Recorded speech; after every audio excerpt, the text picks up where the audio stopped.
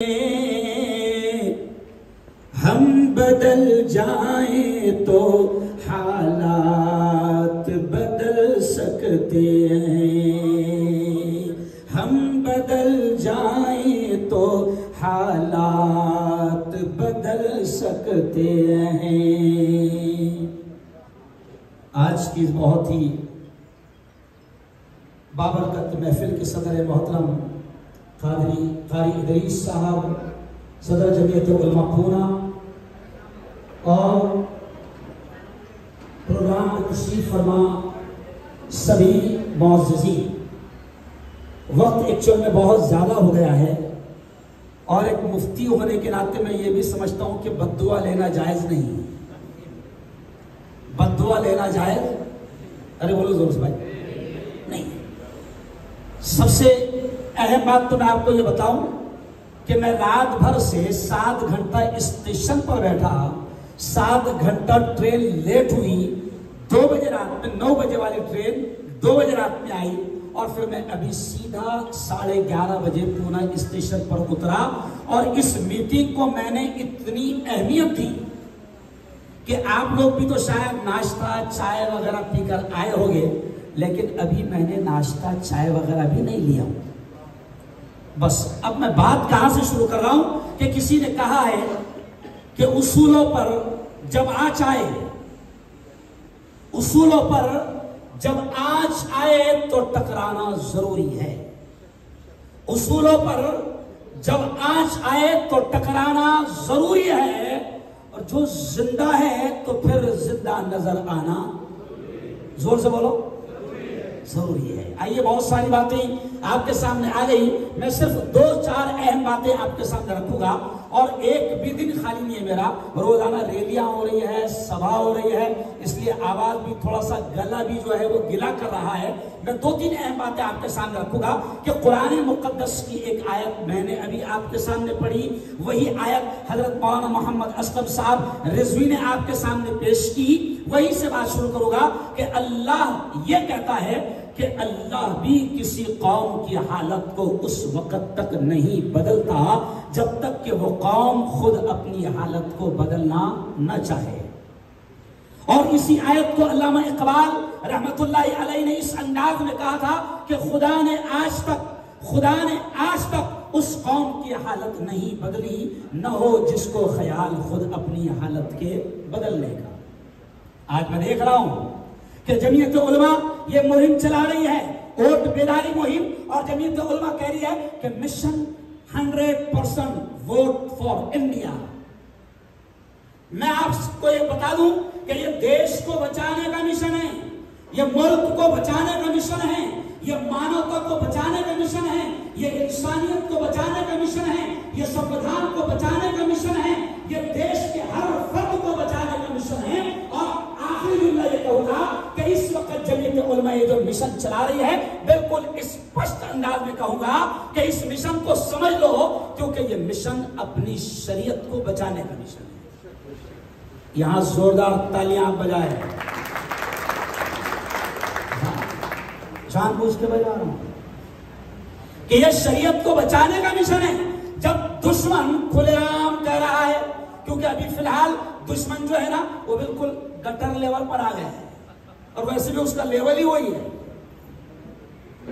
दुश्मन gutter level पर आ गया है और वैसे भी उसका लेवल ही वही है। उसने देख लिया है कि अब कोई फार्मूला काम नहीं आ रहा है, तो क्लियर तौर से वो सीधा मुसलमानों पर अटैक कर रहा है, और धर्म पर अटैक कर रहा है, शरीयत पर अटैक कर रहा है। और जब दुश्मन खुलकर ये कह रहा है कि अगर मुझे 400 पार ला दिया और पूरा इख्तियार कुल मुझे दे दिया, तो पहला वो मिशन कह रहा है कि मैं शरीयत में दखल अंदाजी करूंगा, मैं यूसीसी लाऊंगा।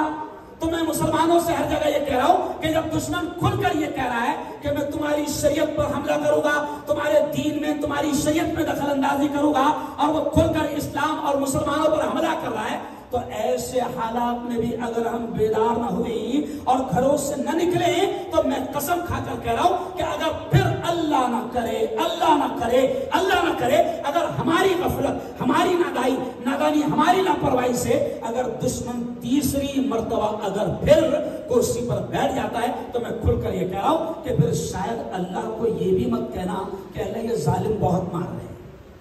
अल्लाह कहेगा मौका दिया था ना तुझे।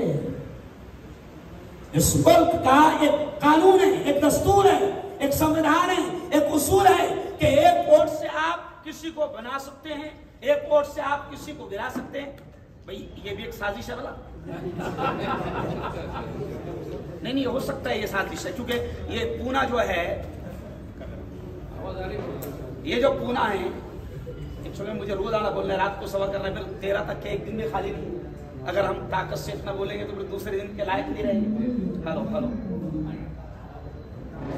देखिए, पूना मेट्रो सिटी है, मेट्रो सिटी में इतनी लाइट जाना ही नहीं चाहिए, लेकिन अगर ऐसा हो रहा है तो ये मोदी वायरस है।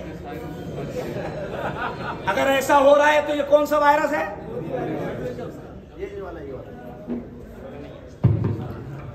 ये मोदी वायरस है।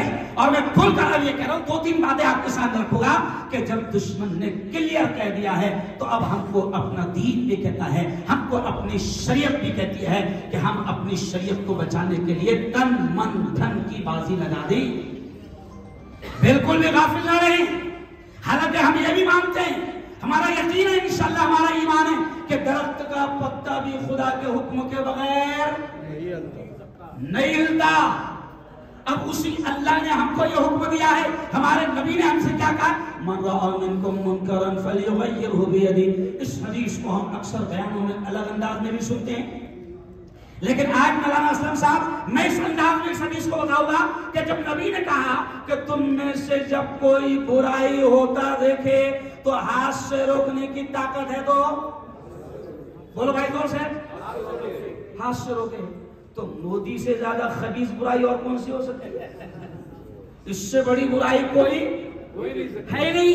मैंने हिंदुओं से कहा कि देखो, कोरोना आया था, बहुत अच्छा था बेचारा, 2 साल आया और अरे बोलो भाई, 2 साल आया और चला गया, बहुत अच्छा था। ये वायरस 10 साल का पुराना वायरस है। इस वायरस को मैं हिंदुओं से भी कह रहा हूं कि कोरोना वायरस ने लाखों इंसानों की जान ले लिया, लेकिन सुनो, मैं अपने हिंदू भाइयों से भी कह रहा हूं कि सुनो, ये मोदी वायरस कोरोना वायरस से भी ज्यादा खतरनाक है। इसका वैक्सीन यही है कि जमीयत उलमा के 100% वोटिंग मिशन पर आप अमल करें। ये वैक्सीन है इसका। ये क्या है? अरे बोलो, 100% वोटिंग वैक्सीन है मोदी वायरस को भगाने। समझ आप? 100% भगाइए आप इसको। और आप देखो कि ये मक्कार कितना मक्कार है। अभी असलम साहब ने मुझे बताया, हमारी बात हो रही थी, ये कितना मक्कार है कि लाखों करोड़ों भारतीयों की जान को खतरे में डाला, लाखों करोड़ों इंसानों के लिए वैक्सीन को लागू किया और हर जगह वैक्सीन कार्ड जरूरी हो गया था। लाखों करोड़ों इंसानों को वैक्सीन लगा और उस वक्त हर एक के जेब में वो कार्ड रखना जरूरी था। जहां जाए अगर पूछ लिया जाए एयरपोर्ट पर कि तुमने वैक्सीन लगाई है या नहीं लगाई है, तो कार्ड जेब में रखना जरूरी था। तो उस वक्त इसने इसका मनहूस चेहरा वो कार्ड पर छाप दिया, याद है आपको? लेकिन जैसे ही वैक्सीन बदनाम हुई, अब जुमला सुनो अगला, जैसे ही वैक्सीन बदनाम हुई तो 3 दिन से मोदी का वहां से फोटो हट गया। अब मुझे जिम्मेदार नहीं। मैं मुल्क के हिंदू भाइयों से भी कह रहा हूं कि कोरोना वायरस से डेंजर है मोदी वायरस। इसने देश में नफरतें फैलाया। और याद रखो, इस देश को हमको क्यों बचाना है, ये भी सुन लो। आज ये सब जितने सियासी लोग हैं, सरकार के साथ उठकर चले गए, वरना इनके सामने में बम्बाई रखा था। ये जो बैठे हैं ना, 95% यहां पर उलमा नजर आ रहे हैं। आज उलमा सोच रहे हैं, और ये शायद पहला इलेक्शन ऐसा है, ये पहला इलेक्शन शायद ऐसा है कि मस्जिद के मेंबरों से अब बात हो रही है। जब जलगांव में मीटिंग हुई, खालिद इदरीस साहब पहली, मैं 10 साल पहले सियासत में आया, तो 10 साल पहले सियासत में आने की वजह से इमामत गई। गौर से सुनो मैं क्या समझा रहा हूं। 10 साल पहले सियासत में आने की वजह से इमामत गई, सियासत की बात भी हराम थी, लेकिन अब मस्जिद के मेंबरों से सियासत की बात हो रही है। और अब मुफ्ती हारून को जगह जगह हमारे भाई बुला रहे और कह रहे कि अल्हम्दुलिल्लाह हमारे दरमियान एक माहिर सियासतदान आलिम दीन है, उन्हीं की सदारत में ये अध्यक्षता होगी। तो मैंने कहा अफसोस है कि जिस सियासत की वजह से इमामत गई, अब उसी सियासत की वजह से सदारत मिल गई। तो मैंने कहा अफसोस इस बात का है मौलाना, अफसोस इस बात का है कि मेरी कौम को हर बात 10 साल के बाद समझ में आई।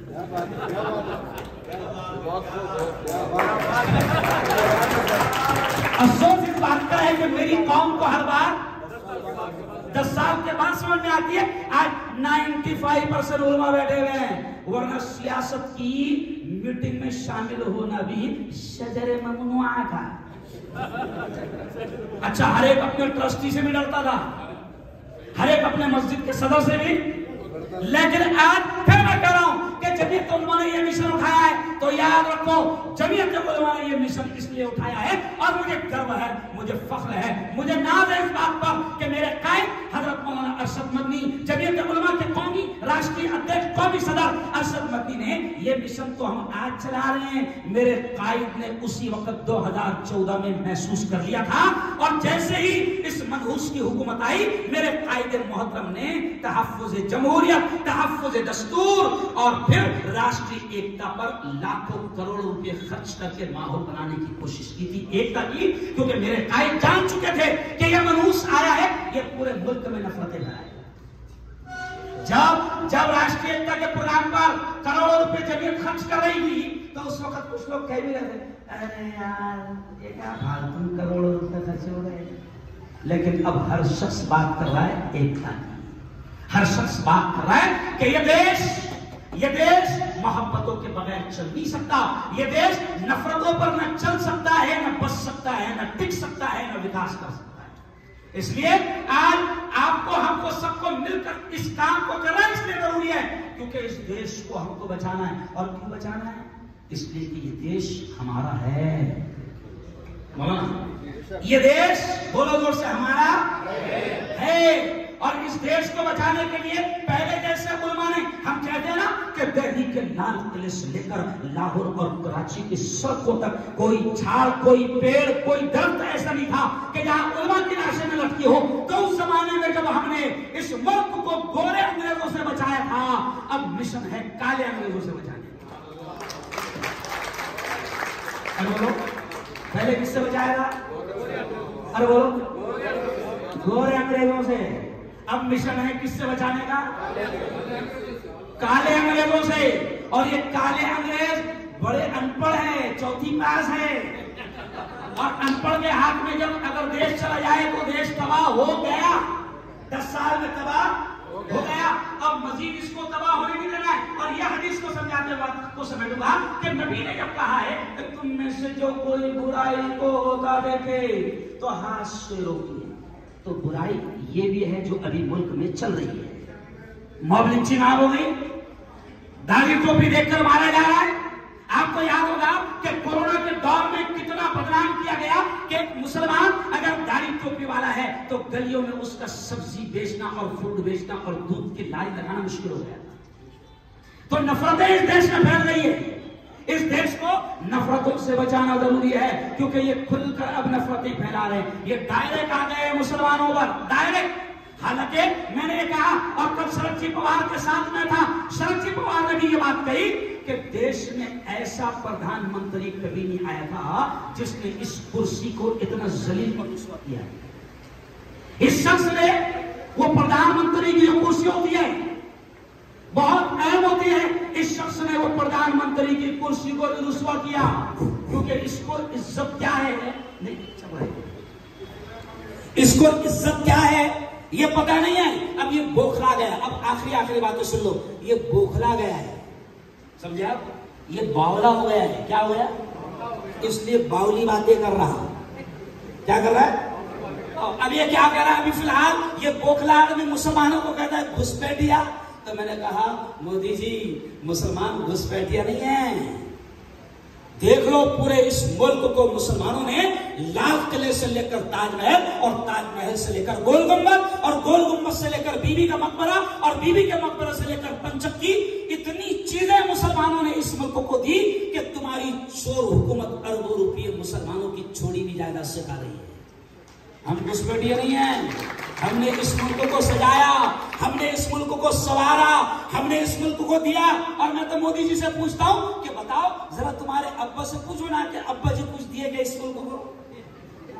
नहीं समझा? ये बात कह रहे कि मुसलमान आएंगे या कांग्रेस आएगी तो मंगल सूत्र तुम्हारा छीन लिया जाएगा। तो मैंने कल मोदी जी को जवाब दिया कि मोदी जी मंगल सूत्र तो कोरोना के टाइम में बिक चुका है। मंगलसूत्र तो माँ बाप का इलाज और बच्चों का इलाज करने के लिए बिक चुका है।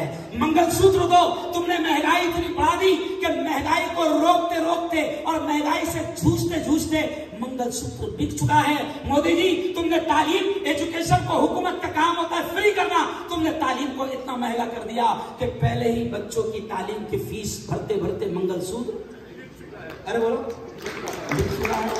और मैंने कहा कमाल है, जो आदमी मंगलसूत्र की कदर नहीं कर पाया और छोड़कर भाग गया, उसको मंगलसूत्र की अहमियत अब समझ में आ रही है। और मैंने कहा साहब हमारा मंगलसूत्र इतना कमजोर भी नहीं है। हम 3 मरतबा जब कहते हैं ना कबूल है कबूल है तो कबूल है, इतना कमजोर नहीं है। आप नफरतें फैला रहे हो, आप कहते हैं कि तुम्हारी जायदाद जमीनें मुसलमानों को दे दी जाएगी। अरे मैं तो ये कहता हूं हुकूमत से कि हमारी जमीनें, तुम्हारी जमीनें हमको देने की जरूरत नहीं बेटा। हमारे बाप दादा ने जो औकाफ की जमीनें छोड़कर दी है वो औकाफ की जमीनें हमको दे दो, और तुमको कितना कर्ज चाहिए हम देने को तैयार। अरे हमने दिया है, हम घुसपैठिए नहीं है, हमने इस मुल्क को सजाया है, संवारा है। खैर चलिए आइए, भाषणबाजी खत्म। मैं आप तमाम से ये कहूंगा कि इस वक्त इस मिशन को सवाब समझकर काम कीजिए। देखिए प्यारे नबी की वो हदीस भी हम सुनते हैं, इन्नमल अअमालु बिन्नियात, तमाम आमाल का दारो मदार नियतों पर है कि नहीं हदीस?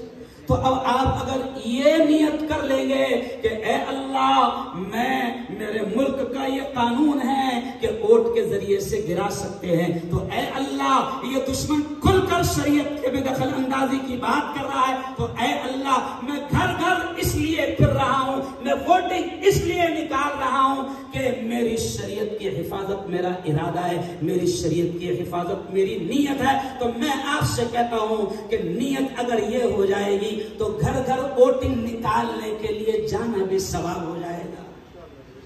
मैं आपको सवाब का दायरा समझा रहा हूं, आप इसको सिर्फ सियासत या पॉलिटिक्स या राजनीति ना समझे। और फिर मैं क्लियर कराऊं कि हम किसी कांग्रेस, किसी राष्ट्रवादी, किसी उद्धव ठाकरे, किसी इंडिया अलायंस के लिए काम नहीं कर रहे। हम इस वक्त ये देख रहे हैं कि इस जालिम को, इस कातिल को भगाने के लिए अभी फिलहाल जरूरी है कि इनका साथ दिया जाए, इसलिए हम काम कर रहे हैं। हम किसी के बिके हुए या किसी के खरीदे हुए नहीं है ना। मुझसे कल एक लीडर ने पूछा, साहब आपकी 10 सभा लेना है, आपकी फीस क्या है? मैंने कहा दे ही नहीं सकता तू। अभी तो हम ये सवाल समझकर काम कर रहे हैं। और एक बात याद आ गई तो कह दे रहा हूं, बिल्कुल खुलकर कह दे रहा हूं। देखिए मौलाना, कभी कभी क्या हो रहा है, थोड़ा सा 2 मिनट, कि हम ये जो इतनी मेहनत से काम कर रहे हैं ना, तो थोड़ा सा एक गलत मैसेज इन पार्टियों को भी जा रहा है। ये पार्टियां क्या कर रही है कि मुसलमानों पर ध्यान देने की जरूरत ही नहीं है, ये तो झक मरा के यहां आएंगे। तो मैंने कल एक नेता से कहा कि याद रख, मुसलमान उल्टी खोपड़ी का भी है। ये क्यों कह रहा हूं मैं कि इनके दिमाग में से ये भी निकालो, इनको बताओ कि हम देश को, संविधान को बचाने के लिए काम कर रहे हैं, हम अपनी शरीयत के लिए काम कर रहे हैं। और मैं चाहूंगा आप तमाम लोगों से, कुछ बड़े लोगों से, कि जो लोग इलाकों में खड़े हुए हैं, जिनको जिताने के लिए हम मेहनत कर रहे हैं, कुछ हमारे बुनियादी मुद्दों पर उनसे पहले बात भी हो जानी चाहिए। नहीं तो वो समझेंगे उनका भाषण रोक दिया और चले गए। नहीं, और ये तो है ही हमारे पीछे, ऐसा नहीं है। हमको ये भी समझना होगा, हमको उससे कुछ चीजें मनवानी होगी। उनके सामने कुछ चीजें बिल्कुल वजाहत और क्लियर रखना पड़ेगी कि हम तुम्हारा साथ इसलिए दे रहे हैं और हमारी ये मांगे हैं, जायज मांगे हैं, जरूरी मांगे हैं, हमारे लिए हमारे कौम के असल मुद्दे हैं। ये उनको ताकि उनको एहसास ये हो कि नहीं भैया हमारे भी कुछ मुद्दे हैं, वरना उनको लगेगा कि इनके कोई मुद्दे ही नहीं, इनको तो सिर्फ मोदी से बचना है। हम तो कह रहे भैया हमारा तो ईमान है। देखो एक और स्टाइल की बात सुनो, हमारा तो ईमान है कि दरख्त का पत्ता भी खुदा के हुक्म के बगैर नहीं हिलता। हम कोशिश कर रहे हैं जालिम को हटाने की, कातिल को हटाने की, लेकिन फिर भी अगर अल्लाह चाहेगा उसको लाने का तो हम कुछ नहीं करेंगे, बल्कि हम ये कहेंगे कि हर शर में खैर भी होता है। एक जगह तो मैंने कह दिया, सारे मसलब के लोग एक साथ जमा हो गए थे एक मीटिंग में, तो मैंने थोड़ा सा अलग एंटरटेनमेंट में कह दिया कि देखो कितना अच्छा लग रहा है। मैं नरेंद्र मोदी का शुक्रिया अदा करता हूं कि थोड़ा सा बदमाशी करा तो हम सब अरे बोलो एक हो गए। तो हम तो हर चीज को पॉजिटिव सोचते हैं, हम तो हर चीज को पॉजिटिव सोचते हैं और कोई कुछ नहीं बिगाड़ेगा, बस हमको अपना काम करना है। और आखिरी बात सुनो कि इलेक्शन के दिन पहली चीज, अगर हम सब ने सोच लिया कि मेरा वोट और मेरे घर वालों के वोट को वहां ले जाकर डलवाना मेरी जिम्मेदारी है, तो किसका खतरा? किसी को किसी के घर में झांकने की जरूरत नहीं है। मैं अपने आप पर फर्ज समझ लूं कि मुझे मेरा वोट, मेरी माँ का वोट, मेरे बाप का वोट, मेरे बुजुर्गों का वोट, मेरी घर की खवातीन का वोट मुझे करवाना है, मैं अपने आप पर जरूरी समझ लूं तो काम हो जाएगा। तो इंशाअल्लाह हर आदमी काम करेगा। अच्छा, एक आखिरी बात ये भी कि यहाँ पर तकरीबन 80% उलमा और आइमा बैठे हैं और अल्लाह का शुक्र है कारी साहब कि मैं सियासी लोगों को भी कहता हूं कि ये जो हमारा मुल्ला है ना, ये 2000 का इमाम है। कितने लोगों का इमाम है? 2000 का। इसके कान में जो फूंक दो, फिर वो जो फूंकता है वो फूंक इतनी खतरनाक होती है कि हुकूमतें हिल जाती है। और मैंने कहा कि हमारे छोटी सी मस्जिद के इमाम का ये मकाम है कि अगर मुल्क का पीएम 29वें रोजे को ये कह दे कि चांद दिख गया मुसलमानों ईद कर लो, एक भी नहीं करेगा। बोलेगा तेरे से ज्यादा झूठा तो दुनिया में कोई पैदा कोई।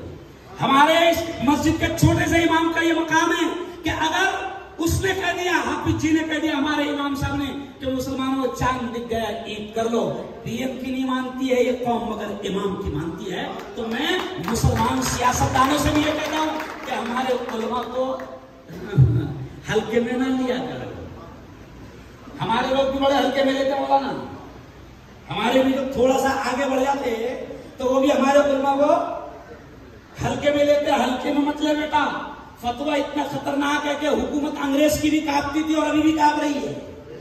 तो आप तमाम से मैं कहूंगा कि ये फतवा दिमाग में लेकर जाओ कि अभी अपनी शरीयत की हिफाजत हमारा अहम मकसद है। और इंशाअल्लाह अभी ये नारा लगा रहा है कि अब की बार 400 बार, तो मेरा नारा आपने देखा होगा 8 दिन पहले वायरल हुआ। मैंने कहा कि अब की बार 400 पार नहीं, अब की बार तू तड़ी पार।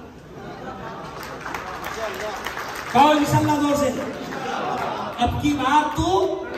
अच्छा, वो दोनों में से एक तो ओरिजिनल तड़ी पार है, नहीं समझा? वो जो दोनों हैं चंगू मंगू की जोड़ी है ना जोड़ी, हाँ, याजूज माजूज की, तो उसमें से एक तो ओरिजिनल तड़ी पार है। अब मुल्क को बचाने के लिए हमें मेहनत करना है क्योंकि ये मुल्क हमारा है। हाँ, हमारे अकाबरीन और हमारे बुजुर्गों ने इस मुल्क को बचाने के लिए अपनी जानों के नजराने पेश की है, इसलिए अब मुल्क को बचाना है वोटिंग से। और ये भी जुमला सुन लो कि भाई मुसलमानों से मैंने हंसते हंसते जुमला कहा कि मुसलमानों एक दूसरे को कैसे उंगलियां करते, नहीं समझा भाई? एक दूसरे को कैसे उंगलियां करते ना भाई, शर्माओ मत है। एक जमात दूसरी जमात को, एक जमीयत दूसरी जमीयत को, एक ग्रुप दूसरे ग्रुप को। तो मैं मुसलमानों से कह रहा हूं कि उंगलियां करने का बहुत शौक है ना, ईमान वालों को एक दूसरे को उंगली करते हो, सताते हो।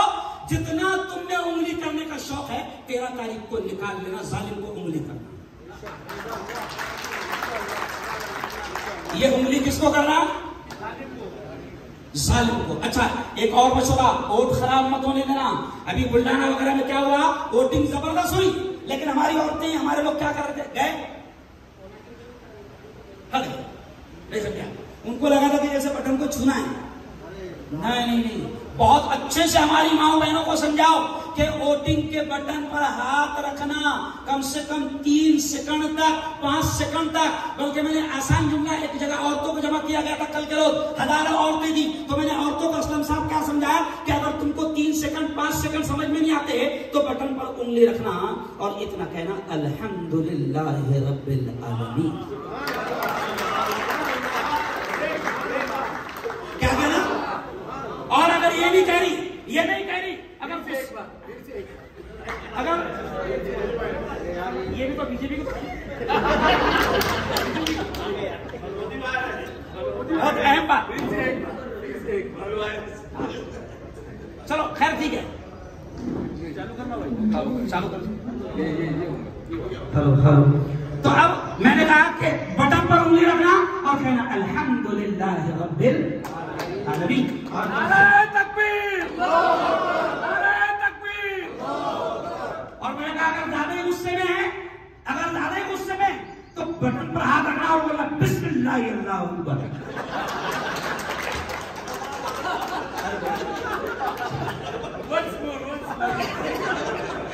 मैंने कहा ज्यादा ही गुस्सा है तो जानवर को दबा करते वक्त कैसे करते?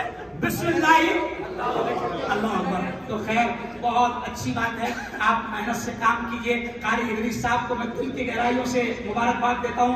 कारी इदरीस साहब ने बुलाकर मेरा कितना बड़ा नुकसान करे उनको काम में मैं बता दूंगा, क्योंकि मेरे एक सभा का कितने रहते उनको नहीं मालूम है। तो खैर बहुत अच्छा काम कर रहे हैं आप लोग। आमीन आमीन। बस दुआएं कीजिए कि अल्लाह ताला हर तरह से हिफाजत करे। हम खुलकर बोल रहे हैं। अच्छा, खुलकर बोलना इसलिए भी जरूरी मौलाना कि हम लोग ईमान की बातें करते हैं। असलम साहब, हम लोग ईमान की बात करते, जी हमें डर क्यों है मेरे समझ में नहीं आता मौलाना। हम लोग ईमान की बात करते, जिंदगी अल्लाह के हाथ, मौत अल्लाह के हाथ, नफा अल्लाह के हाथ, नुकसान अल्लाह के हाथ, तो डर रहा क्यों? ये बात यहाँ नहीं जा रही है। हमारा मानना है कि जब तक के मौत नहीं आनी है नहीं आनी। कुरान कहता है 1 सेकंड पहले नहीं आएंगी, 1 सेकंड बाद में। अरे बोलो, कुरान कहता है 1 सेकंड पहले नहीं आएंगी, 1 सेकंड बाद में आएंगी। जैसी लिखी हुई है, जिस हाल में लिखी हुई है, जहां लिखी हुई है, जब लिखी है, जिसके हाथों से लिखी है, अगर रहेगी तो फिर डरना किस बात का? डरो मत, बिल्कुल बिंदास खुलकर काम करो। और खुलकर काम करने का मतलब ये भी नहीं है कि हम बहुत ज्यादा इनसे डरकर काम कर रहे हैं, ऐसा भी नहीं है। हम डरते हैं सिर्फ किससे? अल्लाह। अरे बोलो अल्लाह से। और इंशाअल्लाह अल्लाह के हाथ में दिलों को बदलना है, दिलों को फेरना है। फिर इसी शेर पर मैं अपनी बात को खत्म करूंगा जो मैंने शुरू में कहा कि हालात से मायूस होने की जरूरत नहीं, हालात जरूर बदलेंगे। इसलिए मैं अक्सर ये शेर कहता हूं कि दिल बदल सकते हैं, जज्बात बदल सकते हैं। दिल बदल सकते हैं, जज्बात बदल सकते हैं, मुल्क के फिक्र और ख्यालात बदल सकते हैं, और दौरे मौजूद के दिन रात बदल सकते हैं।